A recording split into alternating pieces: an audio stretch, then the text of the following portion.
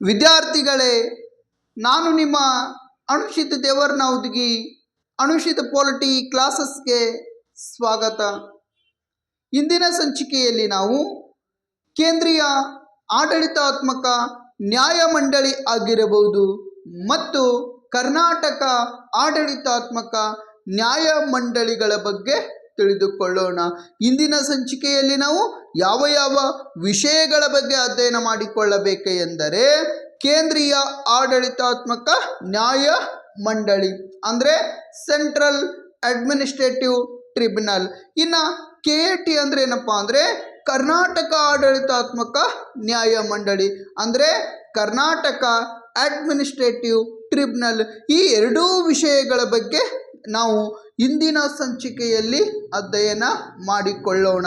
ಈ ಕೇಂದ್ರೀಯ ಆಡಳಿತಾತ್ಮಕ ನ್ಯಾಯಮಂಡಳಿ ಆಗಿರಬಹುದು ಮತ್ತು ಕರ್ನಾಟಕ ಆಡಳಿತಾತ್ಮಕ ನ್ಯಾಯಮಂಡಳಿಗಳ ಮೇಲೆ ಅತಿ ಹೆಚ್ಚು ಬಾರಿ ಪೊಲೀಸ್ ಇಲಾಖೆಯ ಪರೀಕ್ಷೆಯಲ್ಲಿ ಹೆಚ್ಚು ಪ್ರಶ್ನೆಗಳನ್ನು ಕೇಳಲಾಗಿದೆ. ಇನ್ನು SDA ಆಗಿರಬಹುದು, FDA ಆಗಿರಬಹುದು, PDO ಆಗಿರಬಹುದು, ಇನ್ನಿತರೆ ಹಲವಾರು ಹುದ್ದೆಗಳಲ್ಲಿ ಈ ಕೇಂದ್ರೀಯ ಆಡಳಿತಾತ್ಮಕ ನ್ಯಾಯಮಂಡಳಿಗಳ ಮೇಲೆ ಮತ್ತು ಕರ್ನಾಟಕ ಆಡಳಿತಾತ್ಮಕ ನ್ಯಾಯಮಂಡಳಿಗಳ ಮೇಲೆ ಅತಿ ಹೆಚ್ಚು ಬಾರಿ ಕೇಳಿರ್ತಕ್ಕಂಥ ಪ್ರಶ್ನೆಗಳು. ಈಗ ಯಾವ ವಿಷಯದ ಬಗ್ಗೆ ತಿಳಿದುಕೊಳ್ಳೋಣ ಅಂದರೆ ಕೇಂದ್ರೀಯ ಆಡಳಿತಾತ್ಮಕ ನ್ಯಾಯಮಂಡಳಿ. ಯಾವ ಮಂಡಳಿ? ಕೇಂದ್ರೀಯ ಆಡಳಿತಾತ್ಮಕ ನ್ಯಾಯಮಂಡಳಿಗಳ ಬಗ್ಗೆ ತಿಳಿದುಕೊಳ್ಳೋಣ.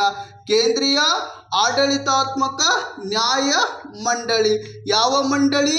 ಕೇಂದ್ರೀಯ ಆಡಳಿತಾತ್ಮಕ ನ್ಯಾಯಮಂಡಳಿ ಏನೈತಲ್ಲ, ಈ ನ್ಯಾಯಮಂಡಳಿಗಳ ಬಗ್ಗೆ ಇಂದಿನ ಸಂಚಿಕೆಯಲ್ಲಿ ನಾವು ತಿಳಿದುಕೊಳ್ಳೋಣ.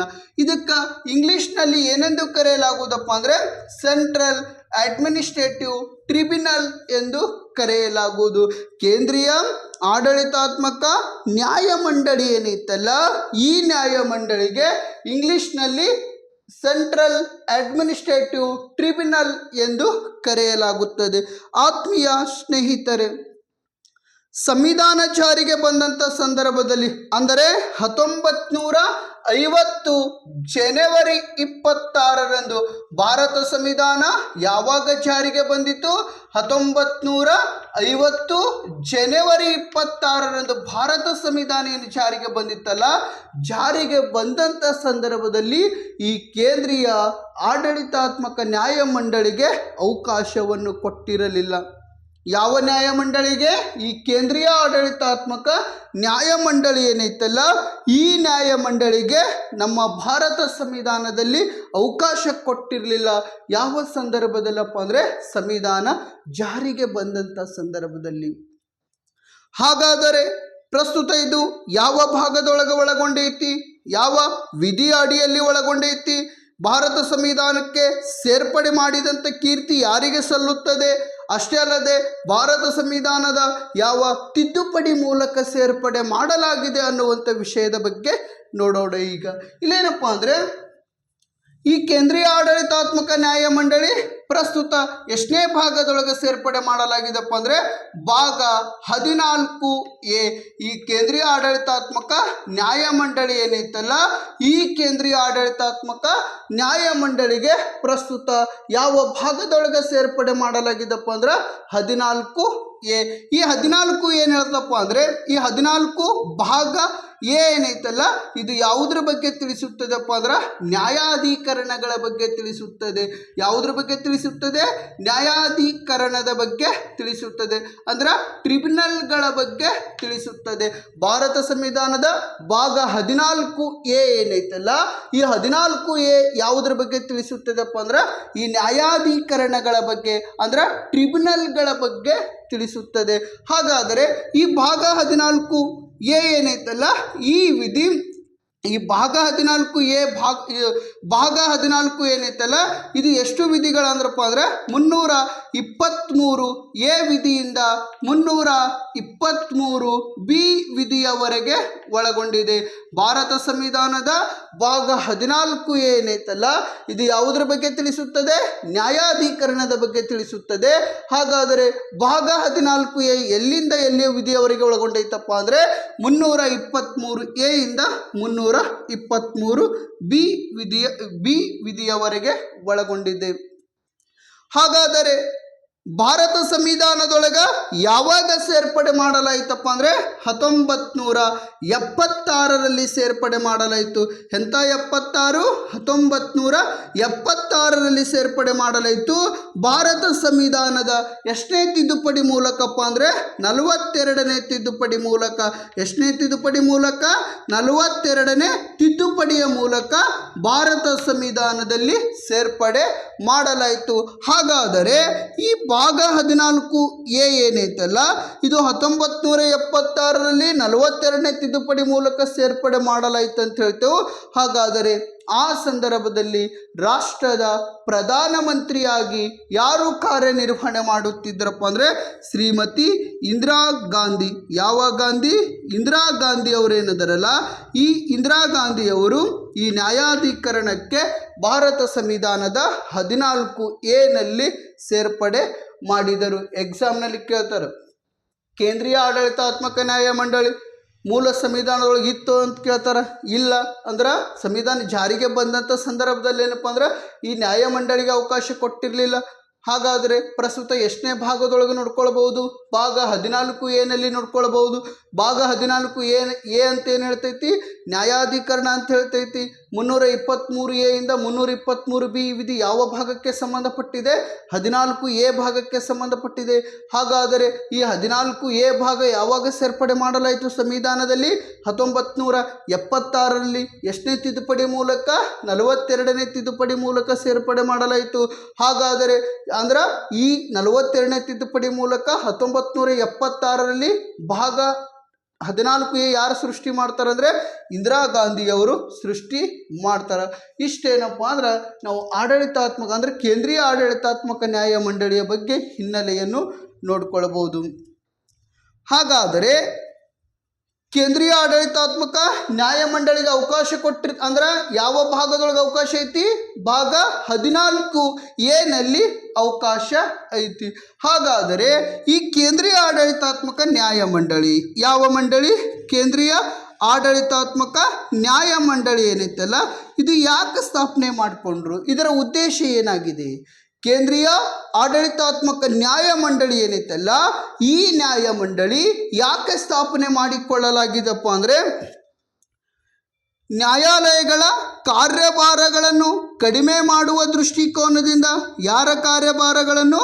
ನ್ಯಾಯಾಲಯಗಳೇನದವಲ್ಲ ಈ ನ್ಯಾಯಾಲಯಗಳ ಕಾರ್ಯಭಾರವನ್ನು ಕಡಿಮೆ ಮಾಡುವ ದೃಷ್ಟಿಕೋನದಿಂದ ಈ ಕೇಂದ್ರೀಯ ಆಡಳಿತಾತ್ಮಕ ನ್ಯಾಯಮಂಡಳಿ ಸ್ಥಾಪನೆ ಮಾಡಿಕೊಳ್ಳಲಾಗಿದೆ.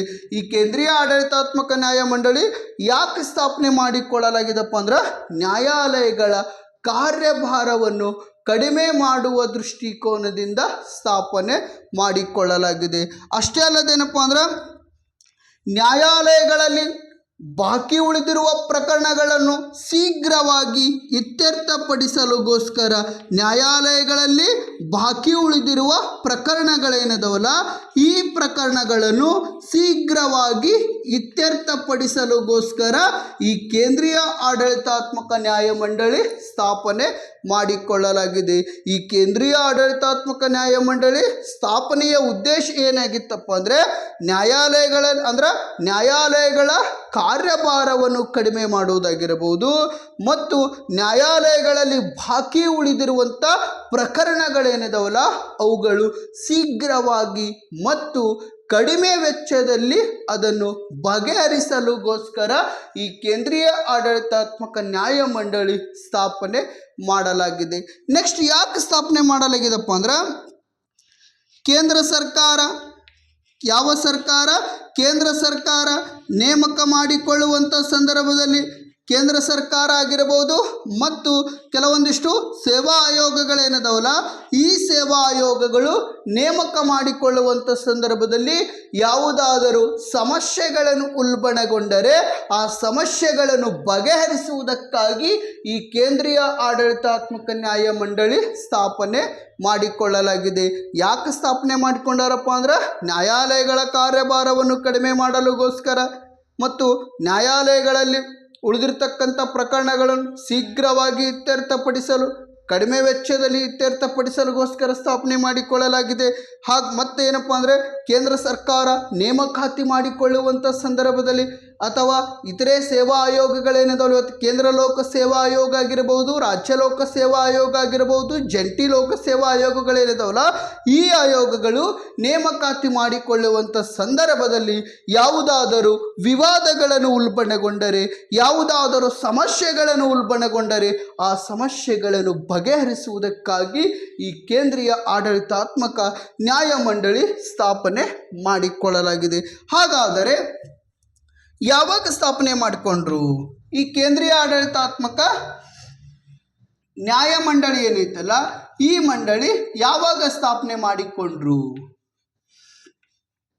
ಯಾವಾಗ ಸ್ಥಾಪನೆ ಮಾಡಿಕೊಂಡ್ರು ನೋಡುವುದಾದರೆ, ಈ ಕೇಂದ್ರೀಯ ಆಡಳಿತಾತ್ಮಕ ನ್ಯಾಯಮಂಡಳಿ ಏನೈತಲ್ಲ, ಈ ನ್ಯಾಯಮಂಡಳಿ 1985 ನವೆಂಬರ್ 1ರಂದು ಸ್ಥಾಪನೆ ಮಾಡಿಕೊಳ್ಳಲಾಯಿತು.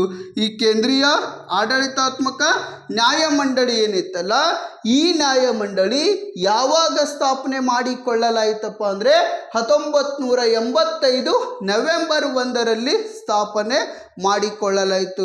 ಎಕ್ಸಾಮ್ನಲ್ಲಿ ಕೇಳಿರ್ತಕ್ಕಂಥ ಪ್ರಶ್ನೆ, ಕೇಂದ್ರೀಯ ಆಡಳಿತಾತ್ಮಕ ನ್ಯಾಯಮಂಡಳಿ ಯಾವಾಗ ಸ್ಥಾಪನೆ ಮಾಡಿಕೊಳ್ಳಲಾಯಿತಪ್ಪ ಅಂದರೆ 1985 ನವೆಂಬರ್ 1ರಂದು ಸ್ಥಾಪನೆ ಮಾಡಲಾಯಿತು. ಯಾವ ವಿಧಿಯ ಅಡಿಯಲ್ಲಿ ಸ್ಥಾಪನೆ ಮಾಡಲಾಯಿತು ಅಂತ ಪ್ರಶ್ನೆ ಮಾಡಿದರೆ 323A ವಿಧಿ. ಎಷ್ಟನೇ ವಿಧಿ? ಭಾಗ 14A ಏನೈತಲ್ಲ, ಈ ಭಾಗ 14A ಬರ್ತಕ್ಕಂಥ 323A ವಿಧಿ ಏನೈತಲ್ಲ, ಈ ವಿಧಿಯ ಅನ್ವಯವಾಗಿ ಈ ಕೇಂದ್ರೀಯ ಆಡಳಿತಾತ್ಮಕ ನ್ಯಾಯಮಂಡಳಿ ಸ್ಥಾಪನೆ ಮಾಡಲಾಗಿದೆ. ಯಾವಾಗ ಸ್ಥಾಪನೆ ಮಾಡಲಾಗಿದೆ ಅಂದರೆ 1985 ನವೆಂಬರ್ 1ರಂದು ಸ್ಥಾಪನೆ ಮಾಡಲಾಗಿದೆ. ಹಾಗಾದರೆ ಈ ಕೇಂದ್ರೀಯ ಆಡಳಿತಾತ್ಮಕ ನ್ಯಾಯಮಂಡಳಿಯ ಕೇಂದ್ರ ಕಚೇರಿ ನಾವು ನೋಡುವುದಾದರೆ ಎಲ್ಲೈತಪ್ಪ ಅಂದರೆ ಇದರ ಕೇಂದ್ರ ಕಚೇರಿ ನವದೆಹಲಿಯಲ್ಲಿದೆ. ಯಾವ ದೆಹಲಿ? ನವದೆಹಲಿ ಏನೈತಲ್ಲ, ಈ ನವದೆಹಲಿಯಲ್ಲಿ ಈ ಕೇಂದ್ರೀಯ ಆಡಳಿತಾತ್ಮಕ ನ್ಯಾಯಮಂಡಳಿಯ ಕೇಂದ್ರ ಕಚೇರಿಯಲ್ಲಿದೆ. ಎಕ್ಸಾಮ್ನ ನಿಮಗೇನು ಕೇಳಬಹುದಪ್ಪ ಅಂದ್ರೆ, ಕೇಂದ್ರೀಯ ಆಡಳಿತಾತ್ಮಕ ನ್ಯಾಯಮಂಡಳಿ ಯಾವ ಕಾಯ್ದೆಯ ಅನ್ವಯವಾಗಿ ರಚನೆ ಮಾಡಲಾಯಿತಪ್ಪ ಅಂದರೆ 1985ರ ಕೇಂದ್ರೀಯ ಆಡಳಿತಾತ್ಮಕ ಕಾಯ್ದೆಯ ಅನ್ವಯವಾಗಿ ರಚನೆ ಮಾಡಲಾಯಿತು.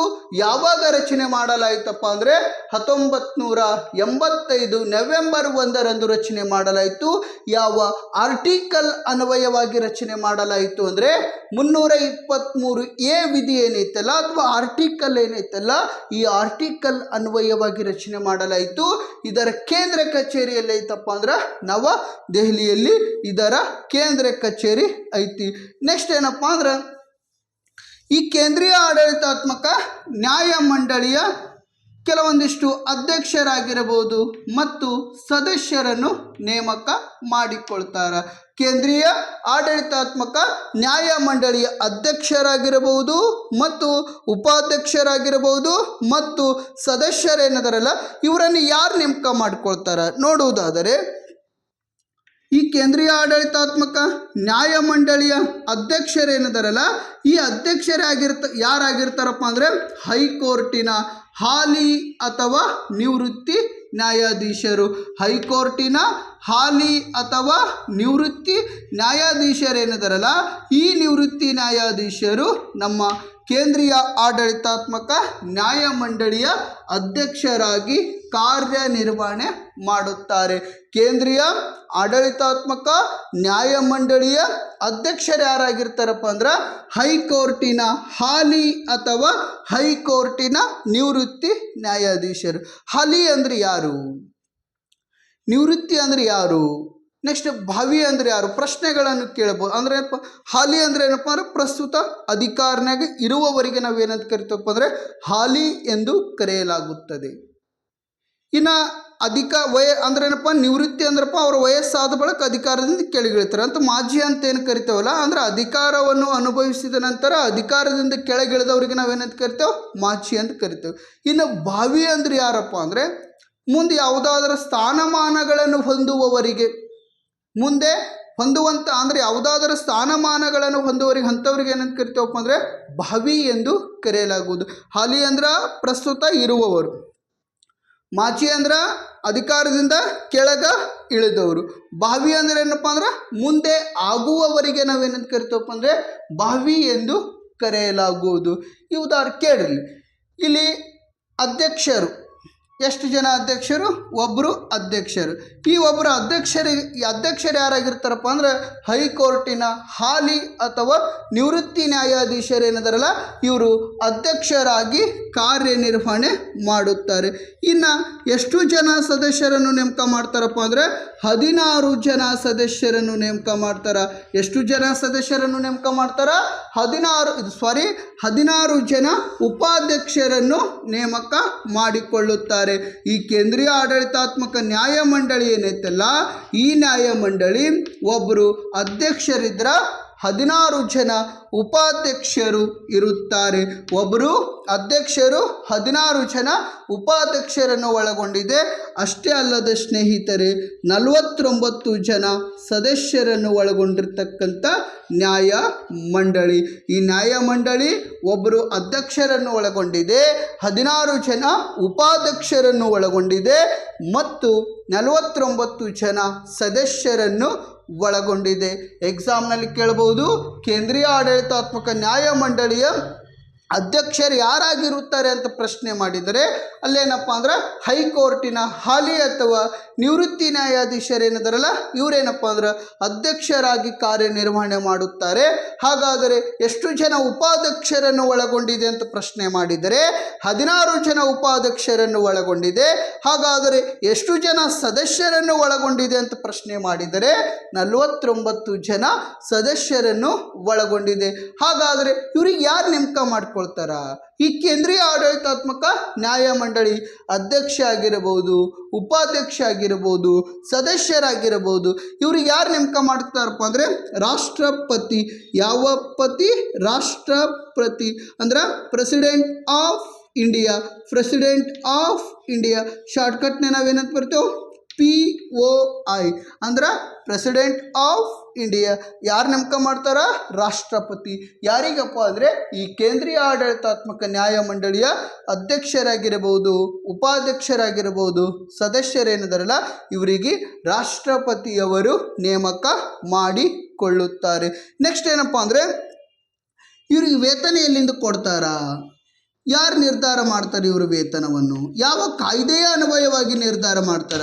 ನೋಡುವುದಾದರೆ ಈ ಕೇಂದ್ರೀಯ ಆಡಳಿತಾತ್ಮಕ ನ್ಯಾಯಮಂಡಳಿಯ ಅಧ್ಯಕ್ಷ ಆಗಿರಬಹುದು, ನೆಕ್ಸ್ಟ್ ಉಪಾಧ್ಯಕ್ಷ ಆಗಿರಬಹುದು, ನೆಕ್ಸ್ಟ್ ಸದಸ್ಯರೇನಿದಾರಲ್ಲ ಈ ಸದಸ್ಯರಿಗೆ ವೇತನ ಯಾವ ಕಾಯ್ದೆಯಿಂದ ಕೊಡಲಾಗುತ್ತದಪ್ಪ ಅಂದ್ರೆ 1985 ಈ ಕೇಂದ್ರೀಯ ಆಡಳಿತಾತ್ಮಕ ನ್ಯಾಯಮಂಡಳಿ ಕಾಯ್ದೆ ಏನೈತಲ್ಲ ಈ ನ್ಯಾಯಮಂಡಳಿ ಕಾಯ್ದೆಯ ಅನ್ವಯವಾಗಿ ವೇತನವನ್ನು ಕೊಡಲಾಗುತ್ತದೆ.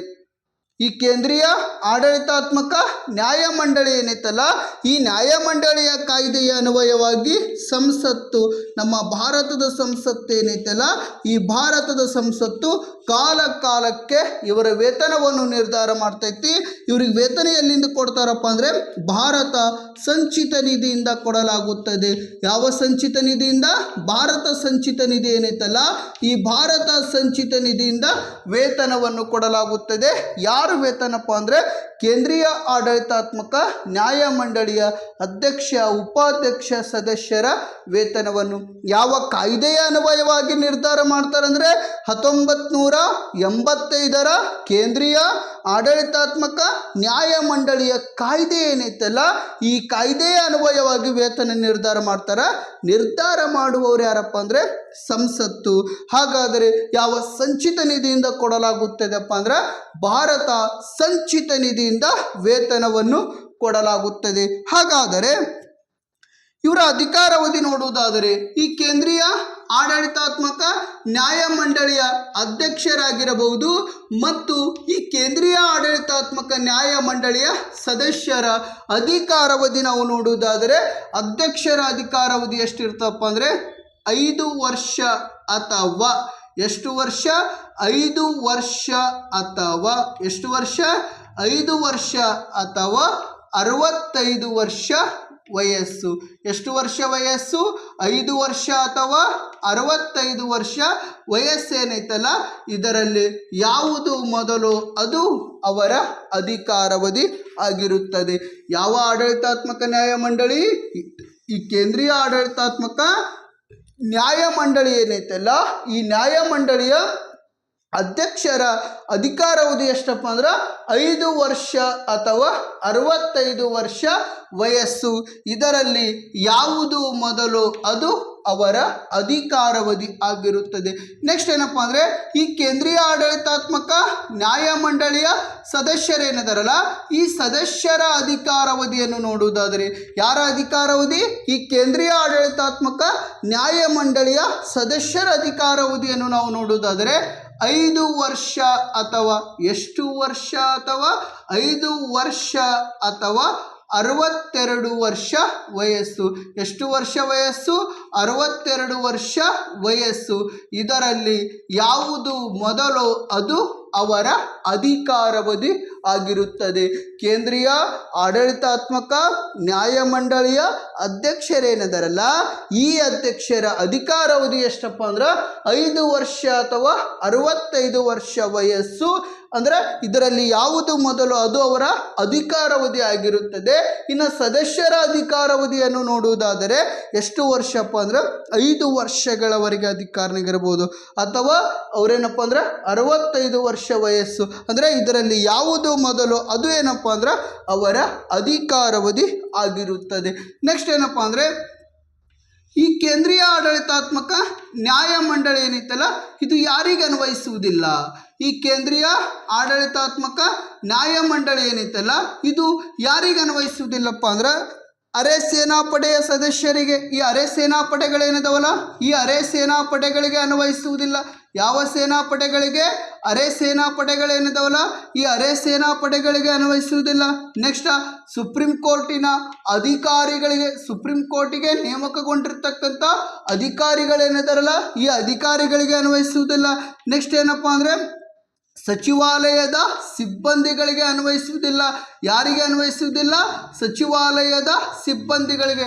ಈ 1985ರ ಕೇಂದ್ರೀಯ ಆಡಳಿತಾತ್ಮಕ ನ್ಯಾಯಮಂಡಳಿ ಕಾಯ್ದೆ ಏನೈತಲ್ಲ ಯಾವ ಮಂಡಳಿ ಈ ಕೇಂದ್ರೀಯ ಅಂದ್ರೆ 1985ರ ಕೇಂದ್ರೀಯ ಆಡಳಿತಾತ್ಮಕ ನ್ಯಾಯಮಂಡಳಿ ಕಾಯ್ದೆ ಏನೈತಲ್ಲ ಈ ನ್ಯಾಯಮಂಡಳಿ ಕಾಯ್ದೆ ಯಾರಿಗೆ ಅನ್ವಯಿಸುವುದಿಲ್ಲಪ್ಪ ಅಂದ್ರೆ ಅರೆ ಸೇನಾಪಡೆಗಳಿಗೆ ಅನ್ವಯಿಸುವುದಿಲ್ಲ, ಸುಪ್ರೀಂ ಕೋರ್ಟಿನ ಅಧಿಕಾರಿಗಳಿಗೆ ಅನ್ವಯಿಸುವುದಿಲ್ಲ ಮತ್ತು ಸಚಿವಾಲಯದ ಸಿಬ್ಬಂದಿಗಳಿಗೆ ಅನ್ವಯಿಸುವುದಿಲ್ಲ.